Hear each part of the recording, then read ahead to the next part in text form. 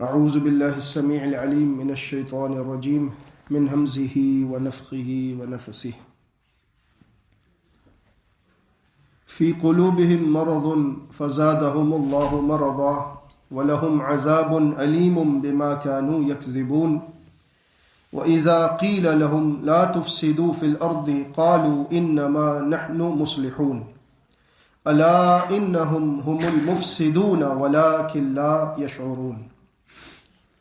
سورہ بقرہ کی آیت نمبر 10 پر تقریباً گفتگو مکمل ہو چکی تھی اور آیت نمبر 11 اور 12 تک ہم پہنچے ہیں۔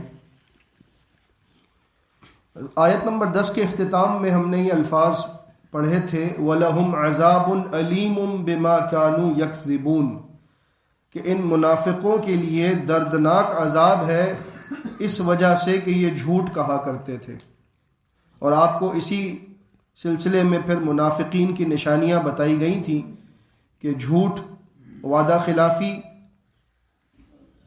بد زبانی اور امانت میں خیانت۔ اس قسم کی اور بہت ساری نشانیاں ہیں منافقین کی، لیکن اس وقت ہم اس موضوع کی مزید تفصیلات میں جانے کے بجائے سورہ بقرہ ہی میں جو نشانیاں ہیں ان پر غور کر لیتے ہیں، اور وقتاً فوقتاً انشاءاللہ یہ موضوع قرآن مجید میں آتا رہے گا، وہاں پر ہم سمجھنے کی کوشش کرتے رہیں گے انشاءاللہ، اس دعا کے ساتھ کہ اللہ ہمارے اندر سے نفاق کی تمام نشانیوں کو دور فرما دے، آمین۔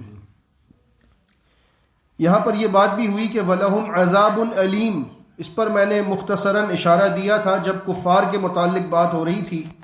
آیت نمبر 7 میں وَلَهُمْ عَذَابٌ عَظِيمٌ، وہاں پر تھا کہ ان کفار کے لیے بڑا عذاب ہے، لیکن منافقین کے لیے اللہ نے جو لفظ استعمال کیا وہ عظیم نہیں بلکہ علیم ہے۔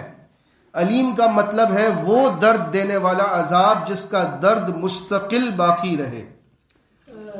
اگر ہم اس بات پر غور کریں کہ دنیا میں اگر کسی شخص کو کوئی تکلیف پہنچتی ہے، کوئی چوٹ لگتی ہے، کوئی بیماری آتی ہے، تو ایک وقت ایسا آتا ہے کہ پھر اس کا جسم اس بیماری کو برداشت کرنے کے اندر کچھ ایسی صلاحیت پیدا کر لیتا ہے کہ وہ تکلیف اس کو اس درجے کی نہیں محسوس ہوتی جس طرح پہلے دن محسوس ہوئی تھی۔ آہستہ آہستہ اس کا جسم اس کے جیسے کہ عادی بن جاتا ہے، اور پھر دیکھنے والا تو کہتا ہے کہ یہ کتنی شدید تکلیف میں ہوگا یہ مریض، لیکن وہ اتنی تکلیف محسوس نہیں کر رہا ہوتا کیونکہ اس کا جسم اس کو برداشت کرنے کی صلاحیت پیدا کر رہا ہوتا ہے۔ لیکن یہ جو لفظ ہے علیم، یہ بڑا مختلف ہے، یہ علم سے ہے، لیکن یہاں پر مبالغہ ہے۔ ایسا درد کہ جو اپنی تکلیف دینے میں مستقل رہے، یعنی کہ اس درد کو برداشت کرنے کی صلاحیت جسم پیدا کر ہی نہیں سکتا، ایسے درد کو کہتے ہیں عذاب علیم۔ ایسا عذاب جس کی تکلیف مستقل جاری رہے، کم نہ ہو۔ اور اس کا ایک مختصر سا حال ہمیں سورہ نساء میں ملتا ہے، جہاں پر اللہ رب العزت نے فرمایا کہ جب ان کو جہنم میں عذاب دیا جائے گا، کلما نضجت جلودہم بدلناہم جلودا غیرہا لیذوقوا العذاب، کہ جب کبھی آگ سے ان کی کھالیں، ان کی جلدیں جل جائیں گی تو ہم ان کی جلدوں پر نئی جلدیں چڑھا دیں گے تاکہ وہ عذاب کو مستقل چکھتے رہیں۔ معاذ اللہ، اللہ ہمیں ایسے عذاب سے محفوظ رکھے، کیونکہ جلد ہی وہ مقام ہے انسانی جسم کا جو تکلیف کو محسوس کرتا ہے۔ اگر جلد اتار دی جائے، سکن اتار دی جائے، میمبرین اتار دیا جائے، تو پھر اندر جو تکلیف ہے اس کو ڈیٹیکٹ کرنے کی، محسوس کرنے کی صلاحیت نہیں رہتی۔ اسی لیے اللہ نے فرمایا کہ جلد جب اتر جائے گی جل کر تو نہیں چڑھا دیں گے، ان کو اس حال پر نہیں چھوڑیں گے کہ ان کو محسوس نہ ہو۔ اور یہی عذاب علیم ہے، وہ دردناک عذاب جو کم نہیں ہوگا، مستقل جاری رہے گا، برقرار رہے گا۔ فَذُوقُوا فَلَن نَّزِيدَكُمْ إِلَّا عَذَابًا، ابھی آپ نے سورہ عما یتساءلون میں سنا، تو چکھو عذاب کو، ہم نہیں بڑھائیں گے تمہارے لیے کسی چیز کو مگر عذاب کو۔ تو یہ عذاب علیم ہے۔ جو منافقین کے لیے تیار ہے. اور منافقین وہ لوگ تھے جو زبان سے کلمے کا اقرار کرتے تھے، دل میں ان کے کفر تھا. اس لیے صفت سے اپنے آپ کو بچانے کی کوشش کیجیے. آیت نمبر 11 اور 12 کا ترجمہ دیکھ لیتے ہیں. وَإِذَا قِيلَ لَهُمْ، اور جب ان سے کہا جاتا ہے. قیلا کا مطلب ہے کہا جانا، قالا کا مطلب ہے اس نے کہا، قیلا کا مطلب ہے جو کہا گیا.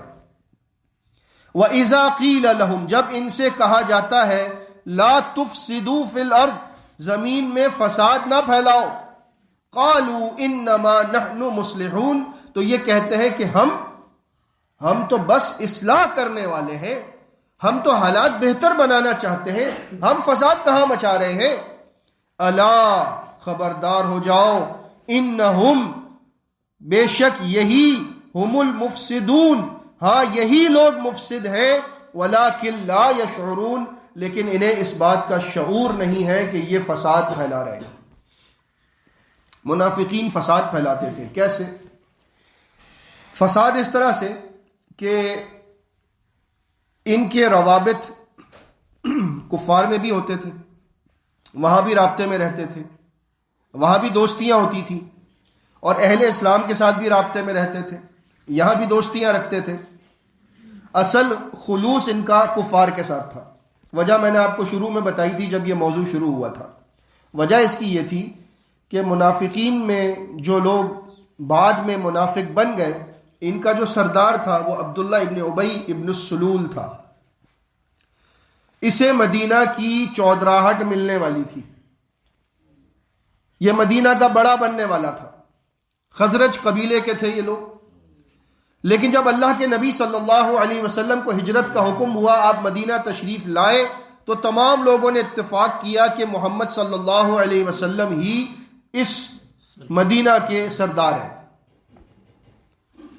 تو عبداللہ ابن ابی کے دل میں اس دن سے یہ بات تھی کہ مجھے کسی طرح سے ان لوگوں سے جان چھڑانی ہے. اس کے ذہن میں اور کچھ تو نہ آیا. ظاہری طور پر اس نے اسلام قبول کر لیا کیونکہ طاقت میں یہ لوگ زیادہ ہو چکے تھے اور عبداللہ ابن ابی کے لوگ کم تھے، لہٰذا اس نے یہی سوچا کہ ان کے ساتھ مل جل کر کام چلاتے ہیں.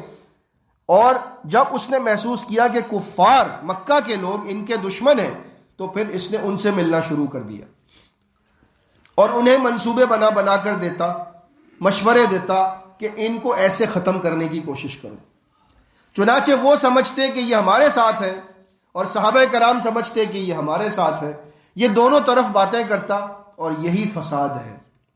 فسادی بندہ وہ ہوتا ہے جو دونوں طرف باتیں کرتا ہے، لگائی بجائی کرتا ہے. ایسے لوگ آپ کو ہر جگہ ملیں گے.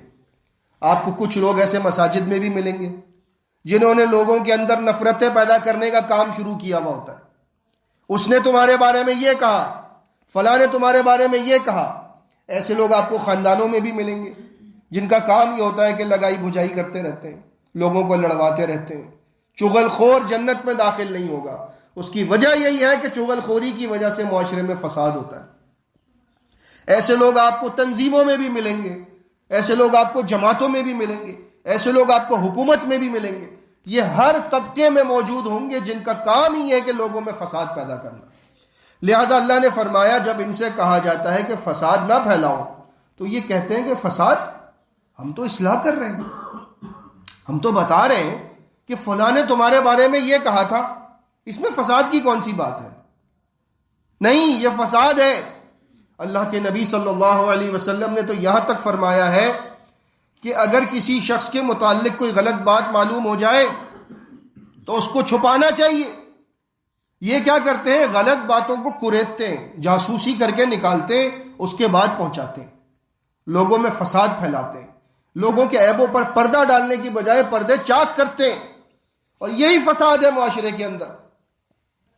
لیکن اس وقت جو بات ہو رہی ہے وہ یہ ہے کہ یہ لوگ اہل اسلام کے راز کفار کو دیتے تھے اور کچھ باتیں کفار کی یہاں بتاتے تھے، اور اس سے سنسنی پیدا کرتے تھے، معاشرے کے اندر کھلبلی مچانے کی کوشش کرتے تھے. اوہو، کفار نے تو بس اب حملہ کرنے کی تیاری کر لی ہے، اب ہمارا کیا ہوگا، اللہ خیر کرے، اب تو لگتا ہے کہ مدینہ پر حملہ ہونے ہی والا ہے.